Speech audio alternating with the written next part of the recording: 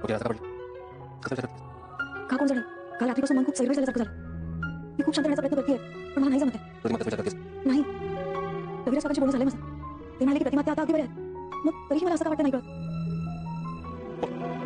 तुला पुढे जाऊन शांत वाटेल मला. कुठे?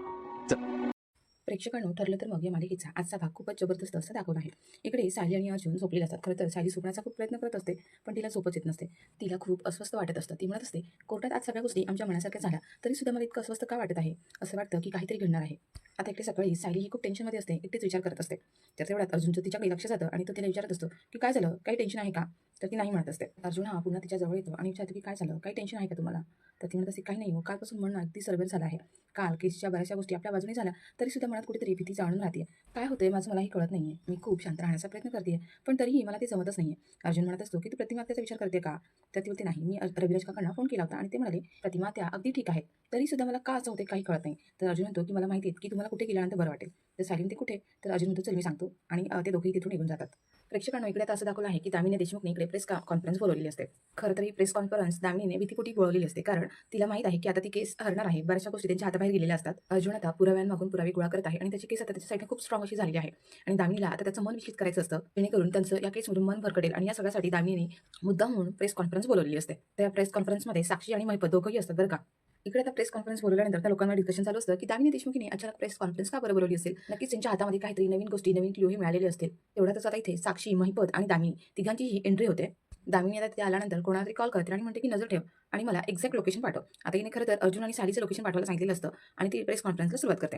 इथे दामिनी म्हणत असते, मी दामिनी देशमुख, मी तुम्हाला एका शॉर्ट नोटीसवर बोलवलं आणि तुम्ही सगळे ते हजर राहिलात त्याबद्दल तुमचं मनपूर्वक आभार. याचा विषय खरं तर असा आहे की मला तुमच्याजवळ नात्याविषयी बोलायचं आहे. ती म्हणत असते की आपल्या सगळ्यांना माहिती की आपल्या आयुष्यामध्ये नाती खूप महत्त्वाची असतात आणि आपण नात्यांसाठी काही करायला तयार असतो, पण कायदा काहीतरी वेगळं सांगत असतो. माणूस कितीही जवळचा असला कितीही नात्यातला असला तरी त्याचा गुन्हा कधीही पाठीशी घालायचा नसतो. आणि अर्जुन सुभेदार हे नेमकं विलास मर्डर केसमध्ये हेच करत आहेत.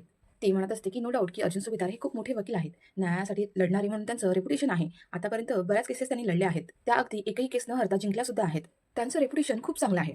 चांगलं आहे म्हणजे होतं असं आता दामिनी म्हणत असते. आता काय झालंय की सासरा खुनी आहे आणि त्यांचा लाडका जावई वकील आहे, तो त्यांची केस लढत आहे. यामुळे काय होतं तर नातंही न्यायाच्या आड येतं. कोर्टामध्ये अर्जुन सुभेदार हे काही खरं वरे बोलत नाहीये, फक्त स्वतःच्या सासऱ्यांना वाचवण्याचा प्रयत्न चालू आहे. बाकी त्यांना सत्याशी, न्यायाशी काहीही देणं घेणं राहिलेलं नाही. त्याच्यासमोर आता फक्त एकच ध्येय आहे की त्यांना त्यांच्या सासऱ्याला वाचवायचं आहे आणि त्यासाठी ते आता कोणत्याही तऱ्हेला जाऊ शकतात आणि काहीही करू शकतात. त्यांची आताची जी बायको आहे सायली, त्यांच्यासोबत ते कॉन्ट्रॅक्ट मॅरेज सुद्धा करू शकतात. गेले कित्येक वर्ष ते स्वतःच्या फॅमिलीशी खोटं बोलत आले आहेत. खुनी मधुकर पाटील यांची मुलगी सायली यांच्याशी त्यांनी कॉन्ट्रॅक्ट मॅरेज सुद्धा केलेलं आहे आणि ते त्यांनी त्यांच्या फॅमिलीपासून पूर्ण 1 वर्ष ही गोष्ट लपून ठेवली आहे. जो माणूस स्वतःच्या फॅमिलीशी खोटं बोलू शकतो तो न्यायासाठी कोर्टामध्ये काय खरं बोलणार. इथे अर्जुन सुभेदार हे न्यायासाठी लढत नाहीये, तर स्वतःच्या बायकोचं मन जपण्यासाठी लढत आहेत. फक्त त्यांना स्वतःच्या बायकोचं मन जपायचं आहे आणि त्यासाठी ते कोणत्याही थराला जाऊ शकतात. आणि कोणतीही केस लढताना जर आपला हेतू चुकीचा असेल ना, तर सगळ्या गोष्टी ह्या चुकीच्याच घडत जातात. कोर्टामध्ये खोटं बोललं जातं, कोर्टात खोट्या गोष्टी समोर आणल्या जातात आणि अर्जुन सुभेदार नेमकं हेच करत आले आहेत आतापर्यंत. अर्जुन सुभेदार हे स्वतःच्या सासऱ्यांना वाचवण्यासाठी काहीही करू शकतात. अगदी कोर्टामध्ये खोटे पुरावे गोळा करू शकतात, खोटं बोलू शकतात, अगदी हिंसाही करू शकतात. आणि आता हे मी बिना पुराव्याची बोलत नाही, या गोष्टीचा पुरावा सुद्धा आहे माझ्याकडे. आणि ते दामिनीने हे दाखवलं आहे की अर्जुनने लास्ट टाइम एकदा वकिलांना मारहाण केलेली असते, ज्यावेळेस त्यांनी मधुभाऊंना केस फसवून स्वतःच्या हातामध्ये घेतलेली असते आणि ते केस मधुभाऊंच्या अगेन्स्ट लढत असतात. हे जेव्हा अर्जुनला कळलेलं असतं तेव्हा अर्जुनने वकिलांना खूप मारहाण केलेली असते. तेव्हाचा व्हिडिओचा फुटेज तिने आता मीडियासमोर दाखवलेला आहे. आता इथे महिपत साक्षीला म्हणत असतो, ही दामिनी तर खूपच पुढची निघाली, हिला हा व्हिडिओ क्लिप आता कुठून मिळाली बरं, पण ठीक आहे, आपल्याला काय करायचंय, आपल्यासाठी हे चांगलंच आहे. इकडे आता अर्जुन आणि सायली दोघंही मंदिरात जात असतात आणि त्यावेळेला दामिनीने तिचा एक माणूस त्या दोघांच्या पाठी ठेवलेला असतो, कारण हे दोघं आता एक्झॅक्टली कुठे जातात त्या गोष्टीचं लोकेशन दामिनीला हवं असतं आणि तो माणूस त्या दोघांना फॉलो करत असतो. इकडे दामिनी आता मोठमोठ्याने ओढून म्हणत असते की या माणसावर कसा विश्वास ठेवायचा, तो एखाद्या माणसाला, एखाद्या वकिलाला जाऊन तिथे मारहाण करतो, या माणसाचं मानसिक संतुलन हे व्यवस्थित आहे की नाही या गोष्टीवर कसा विश्वास ठेवायचा. त्या प्रेस कॉन्फरन्समध्ये एक मुलगी म्हणते की बापरे किती भयंकर आहे ही. मॅडम तुम्ही हे सांगू शकता का की अर्जुन सुभेदार आणि जोशी वकिलांना का बरं मारलं होतं. कारण अर्जुन सुभेदार यांना हार सहन होत नाही. जेव्हा त्यांच्या हे लक्षात आलं की त्यांची केस ही वीक होत चालली आहे आणि त्यावेळेला जाऊन त्यांनी जोशी वकिलांवर हल्ला केला. प्रेक्षकांनो, इथे दामिनी त्या अर्जुन सुभेदारवर प्रचंड असे आरोप करत असते, बऱ्याच गोष्टी खोट्या ह्या सांगत असते. खरं तर हार आता तिची होणार आहे आणि ती होणारी हार तिला सहन होत नाहीये, म्हणून तिने हा मार्ग निवडलेला असतो. आता इथे दामिनी म्हणत असते, हार तर तो मानणारच नाही, पण जेव्हा प्रश्न त्यांच्या सासऱ्यांचा येतो तेव्हा तर नाहीच नाही, कारण न्यायापेक्षा त्यांना त्यांच्या बायकोला इम्प्रेस करायचं असतं. इथे दामिनी आता म्हणत असते की जो माणूस स्वतःला सत्यासाठी, न्यायासाठी लढणारा म्हणत असतो हे त्याचं खरं आणि काळं रूप असं खूप जोरात आता ओरडून सांगत असते. हे आहे अर्जुन सुभेदारचं खरं रूप. महिपत आणि साक्षीने खूपच बिचारी असा म्हणून आपला चेहरा करून ठेवलेला असतो, जणू काही या साक्षी शिकरेवर खरंच अन्याय होत आहे. आता ती म्हणत असते, फक्त मी एकटीच नाही तर माझी खरंच इच्छा आहे की साक्षीने पण तुमच्या समोर बोलावं, तिने व्यक्त व्हावं. गेली 2-2.5 वर्ष झाली ती प्रचंड मानसिक तणावामध्ये आहे, मानसिक त्रास सहन करत आहे आणि हे केवळ फक्त अर्जुन सुभेदार सुभेदार यांच्यामुळे. इथे आता साक्षी खरं तर रडत असते आणि दामिनी तिला सांगत असते की ही वेळ रडण्याची नाही तर लढण्याची आहे. आपण रडायचं नाही तर सत्यासाठी लढत राहायचं. इकडे आता सायली आणि अर्जुन मंदिरात आलेली असतात. सायली पूजा करत असते आणि ती म्हणत असते की देवी का कुणास ठाऊक काय माहित नाही, पण मला खूप अस्वस्थ वाटत आहे. कशातच आमचं मन लागत नाहीये. सध्या कोर्टात सगळ्या गोष्टी आमच्या मनासारख्या घडत आहेत, पण तरी सुद्धा खूप भीती राहून राहिली आहे. या मैपत खूप नीच माणूस आहे. तो काहीही करू शकतो. तो ऐन वेळेला काय करेल याचं काही सांगता येत नाही. माझ्या मधुभाऊंच्या पाठीशी राहा गं. गेल्या 2 वर्षामध्ये त्यांनी खूप काही सहन केलं आहे. आता त्यांच्याकडे नाही पाहत. त्यांच्या मेहनतीला फळ येऊ दे असं ती आता प्रार्थना करत असते. आता ते दोघंही देवी आईचा आशीर्वाद घेतात आणि आता या साईडला असं दाखवलं आहे की आता प्रेस कॉन्फरन्समध्ये साक्षी बोलत असते. इथे आता साक्षी अगदी इमोशनल होऊन गरीब असल्याचा चेहरा करून प्रेस कॉन्फरन्समध्ये बोलत असते आणि सांगत असते की मी सुद्धा एक तुमच्यासारखी साधी सर्वसामान्य घरातली मुलगी आहे. अगदी साधी स्वप्न होती माझी. अगदी साधी स्वप्न घेऊन मी माझं आयुष्य जगत होते. स्वप्न बघणं हा काही गुन्हा आहे का? माझं स्वतःचं एक छोटंसं रिसॉर्ट असावं एवढं साधं स्वप्न होतं माझं. हे स्वप्न सुद्धा मी बघू शकत नाही का? रिसॉर्ट बांधण्याचं स्वप्न ही माझी चूक होती का? मी एक साधं छोटंसं स्वप्न सुद्धा बघू शकत नाहीये का? पण माझं हे स्वप्न ॲडव्होकेट अर्जुन सुभेदार हे कधीही पूर्ण होऊ देणार नाहीत. यामागे त्याचा फक्त स्वार्थ आहे. कारण त्याच्या खुनी सासऱ्याला वाचवण्यासाठी त्याला एक बळीचा बकरा हवाय. त्याने स्वतःच्या स्वार्थासाठी मला या सगळ्यामध्ये अडकवलं आहे. माझं अख्खं आयुष्य उद्ध्वस्त करून टाकलं आहे. सांगा ना काय चुकलं माझं? फक्त त्या आश्रमाची जमीन विकत घेण्याची इच्छा मी व्यक्त केली, इच्छा दाखवली. ही इतकंच. एवढ्याच्या चुकीमुळे मला माझं अख्खं आयुष्य आता पणाला लावायला लागत आहे. मी ही गोष्ट का करत होती तर माझं स्वप्न पूर्ण करण्यासाठीच ना. पण या अर्जुन सुभेदाराने नाहक मला या सगळ्यामध्ये अडकवलं आहे आणि माझं अख्खं आयुष्य उद्ध्वस्त करून टाकलं आहे. आणि गेली 2 वर्ष झाली माझी या सगळ्यामध्ये फरफड होत आहे, तेही विनाकारण. आणि ती खूप रडतच असते. त्याच वेळेला दामिनी म्हणते की नाही साक्षी, फरफड होत नाहीये तर ती मुद्दाम केली जाते. अर्जुन सुभेदार हे सगळं मुद्दाम करत आहेत स्वतःच्या सासऱ्यांना वाचवण्यासाठी. या सगळ्या गोष्टी तुमच्या डोळ्यांच्या समोर होत आहे. आता तुम्ही सांगा ना, या सगळ्यामध्ये तुमची कोणाची बायको, बहीण जर कोणी असतं तर तुम्ही सगळ्यांनी काय केलं असतं? अशा एका साध्या निरपराध मुलीवर अत्याचार होत असताना आपण फक्त सगळे बघत बसणार आहोत का? काहीच करणार नाही. आता इथे साक्षी म्हणत असते की अर्जुन सुभेदार यांच्यामुळे माझ्याकडे गुन्हेगार म्हणून बघितलं जातं. मी काहीही केलेलं नाही. मोठी स्वप्न तर सोडा हो, पण मी साधी स्वप्नही बघू शकत नाही. साधं लग्न, मूळबाळ एवढी साधी स्वप्न सुद्धा मी बघू शकत नाही का? माझं आयुष्य उद्ध्वस्त करून टाकलं आहे त्या अर्जुन सुभेदाराने.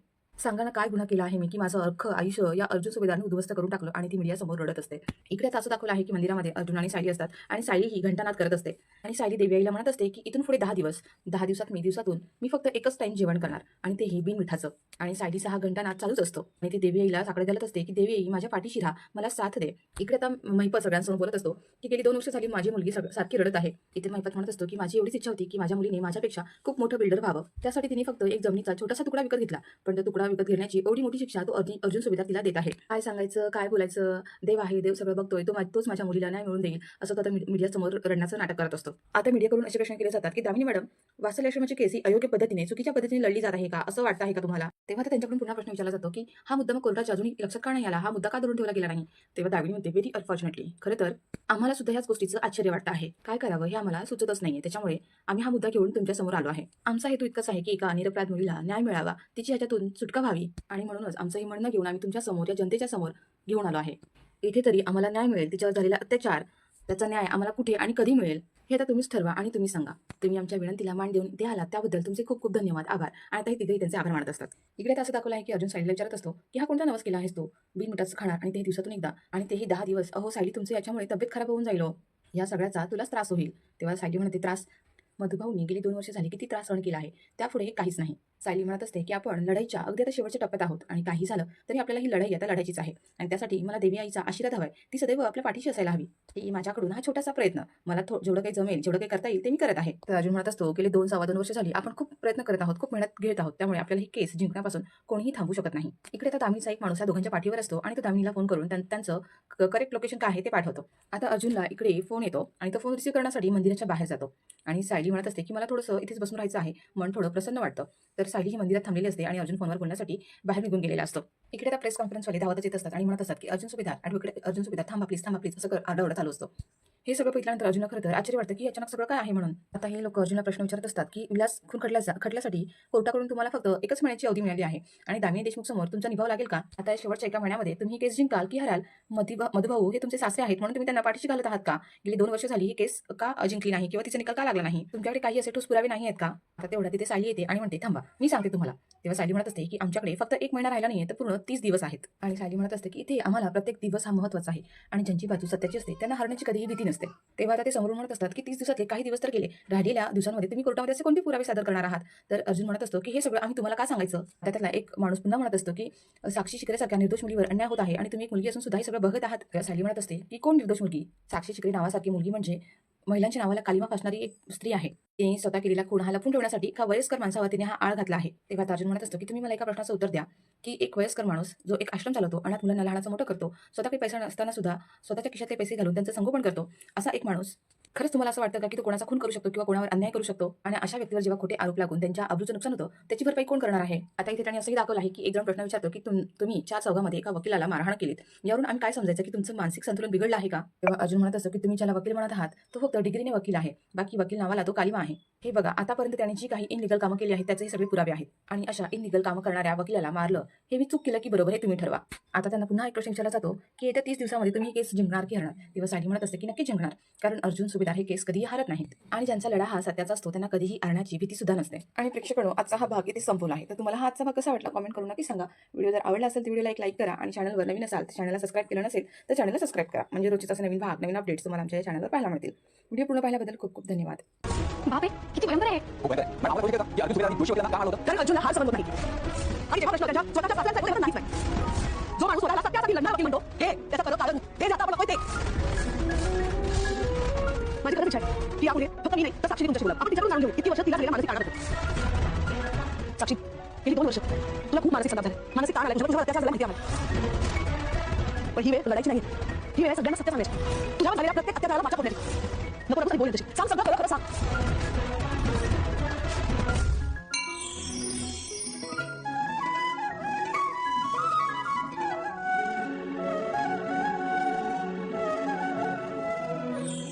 खूप असं वाटतं पण काय कळत नाही. खरं केस आमच्या बाजूने बसली पण तरी तो मी पण ऐकलं काही करू शकतो भीती वाटते.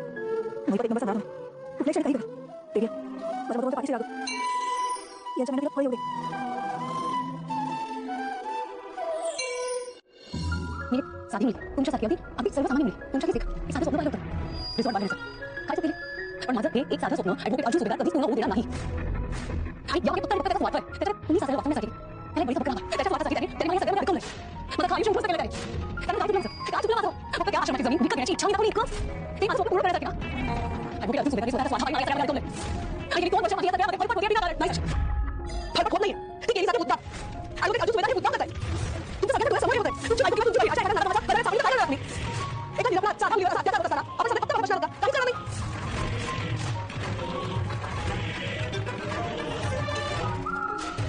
अर्जुन मुळे माझ्या भूमिका म्हणून बघितलं जाते. मी खरं सांगते मी काहीच केलं नाही. मोठी स्वप्न सोडा पण साधी स्वप्न म्हणजे लग्न मूळ भाड अशी साधी स्वप्न बघू शकत नाही. माझं अख्खं आयुष्य उद्ध्वस्त केलं त्या अर्जुन सुभेदारने. काय केलं मी काय केलं मी माझं आयुष्य उद्ध्वस्त केलं. करू नको पोरी, करू नको. ले तिथून पुढे जा. काय स्वप्न हे सांगितलं तोपर्यंत मी फक्त एक वेळ जेवण करणार ते पण बिल. मला पाठीशी गेली मला साथ दे मला साथ दे. गेले 2 वर्षापासून माझी मुली रोज करते. तू आपण काय जात मला वेगळं सांगायला नको आहे. माझं घरचं स्वप्न माझ्यापेक्षा मोठं बेटर व्हायला पाहिजे म्हणून म्हणते मी तुला विकत घेतला. त्यात मी थोडी मोठी शिक्षा अर्जुन सुभेदार माहिती केली काय सांगायचं तू काय करू नको तुझी आहे ना प्रॉब्लेम नाही म्हणजे चांगलं वाचलेला माझी अयोग्य पद्धतीने लढली असं मला वाटतं का? ऑफकोर्स सासरा मुली आहे आणि जावई त्यांचा वकील आहे आणि मला कशी मला केस सांगा मला. बरोबर आहे मॅडम, पण अजूनपर्यंत कोर्टाने हा लक्षात घेतला नाही. वेगळं अनफॉर्च्युनेट खरं सांगायचं आम्हाला त्याचा आश्चर्य वाटतं आणि काय करावं सुचत नाही. म्हणूनच आज आमचं म्हणणं घेऊन आम्ही तुमच्यासमोर जनतेच्या दरबारात आलो की इकडे एका निरपराध साधा मुलीवर अन्याय झाला त्याचा झाला त्याचा जाब कुणाला कसा किती द्यायचा हे आता तुम्हीच ठरवा. आमचं म्हणणं ऐकून घेतलं आमच्यासाठी तुम्ही सगळे केला त्यासाठी मनापासून आभार. Thank you very much.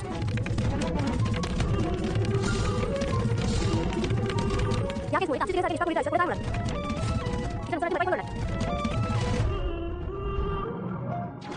फक्त नसेल तू जे स्वतः कळते मला पण प्रेम कसं काढायचं ते सुद्धा दिसत नव्हते. एकच तुला त्रास होईल. त्रास मग मी किती त्रास सहन केला बघा ना. मी त्याच्यासाठी एवढा त्रास सहन करू शकते. तू मला नाही असं आपण आपल्या लढाईचा शेवट करतो आणि काही झालं तरी ही लढाई त्यासाठी माझ्याकडे जरूर काही हेल्प करतील. आपली बाजू सत्याची होती. गेली 2 वर्ष आपण खूप मेहनत केली. आता आपल्या चिंतेपासून कोणी हटू शकत नाही. सुद्धा ऐकेल हे सुद्धा नव्हतं कारण मला वेगळी फक्त जाणीव द्यायची तिच्या कृपा तुझी खूप गरज आहे. तू खुश आहेस ओके. त्याची बायको मार्केट जवळच्या मंदिरात आले लोकेशन टाकलं मला ते सांगितलं कसं ओके थांबून दे.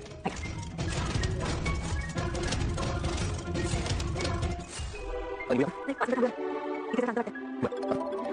तुला फिक्स